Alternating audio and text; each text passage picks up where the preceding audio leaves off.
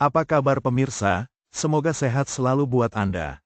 Tabloid kripto dalam berita hadir pada hari ini, dengan berita. Bagaimana Indonesia menanggapi dukungan pemimpin dunia terhadap aset kripto? Beberapa pemimpin global telah menyatakan dukungan kuat untuk aset digital, terutama kripto. Presiden El Salvador, Nayib Bukele, membuat sejarah dengan melegalkan Bitcoin sebagai mata uang negara pada tahun 2021. Langkah ini memperkuat posisi El Salvador sebagai negara pertama yang menerima kripto secara resmi. Presiden Joe Biden telah menunjukkan sikap yang lebih positif terhadap mata uang digital pada akhir masa jabatannya, meskipun dia sebelumnya menunjukkan keraguan terhadap mata uang digital. Di sisi lain, Donald Trump berhubungan dengan komunitas kripto selama kampanyenya, setelah mengatakan bahwa mata uang digital adalah sesuatu yang berbahaya pada tahun 2021. Saat Wakil Presiden terpilih Republik Indonesia, Gibran Rakabuming Raka, berkampanye, topik kripto juga sering dibicarakan. Ia mengatakan bahwa Indonesia perlu menghasilkan generasi muda yang mahir dalam robotik, AI, blockchain, dan kripto. Oscar Darmawan, CEO Indodax, menyatakan bahwa dukungan dari pemimpin-pemimpin tersebut merupakan dorongan positif bagi pertumbuhan industri kripto secara global. Pentingnya regulasi yang seimbang dan inovasi yang terus-menerus untuk memastikan keberlanjutan dan keamanan ekosistem kripto bagi para pengguna dan investor.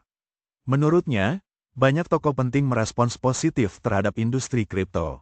Oscar berkomentar, peran presiden dalam membentuk kebijakan terkait aset digital, khususnya kripto, sangatlah penting.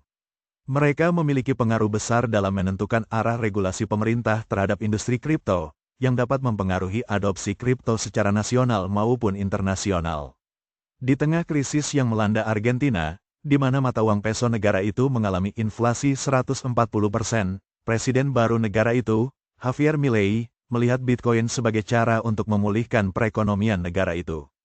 Perdana Menteri Narendra Modi, di sisi lain, telah menunjukkan minat dalam memahami potensi teknologi blockchain dan kripto, serta mempertimbangkan pendekatan yang lebih terbuka terhadap industrinya, meskipun India menghadapi tantangan dalam regulasi kripto. Highlight presiden-presiden dan juga tokoh berpengaruh yang dipilih karena sikap mereka yang pro-kripto menjadi sinyal positif pertumbuhan ekosistem kripto di negara mereka masing-masing, kata Oscar.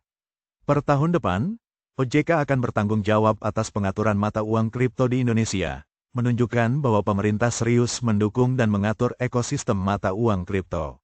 Oscar menambahkan, kehadiran presiden yang pro-kripto tidak hanya memberikan dorongan bagi pertumbuhan industri kripto di negara mereka, tetapi juga memberikan pengaruh kepada dunia bahwa kripto memiliki potensi untuk menjadi bagian integral dari sistem keuangan global di masa depan.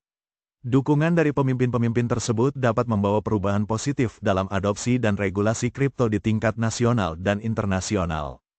BAPPEBTI memantau perkembangan kripto di Indonesia secara teratur, dan Indodax membantu industri kripto melalui kegiatan pendidikan dan literasi. Indodax rutin menyediakan ruang belajar melalui websitenya, kanal YouTube, dan media sosialnya secara gratis, sehingga masyarakat dapat belajar dan memahami kripto dengan mudah. Demikian tabloid kripto dalam berita kami sampaikan. Pemirsa bisa mendapatkan beritanya secara online melalui media komunitas kripto di tabloidkripto.com. Di sana Anda akan mendapatkan berita-berita terupdate untuk Bitcoin dan altcoin lainnya. Jangan lupa subscribe, like dan share. Salam dari kami redaksi tabloid kripto dalam berita. Ikuti selalu berita kami selanjutnya. Tetap semangat dan sehat selalu buat pemirsa.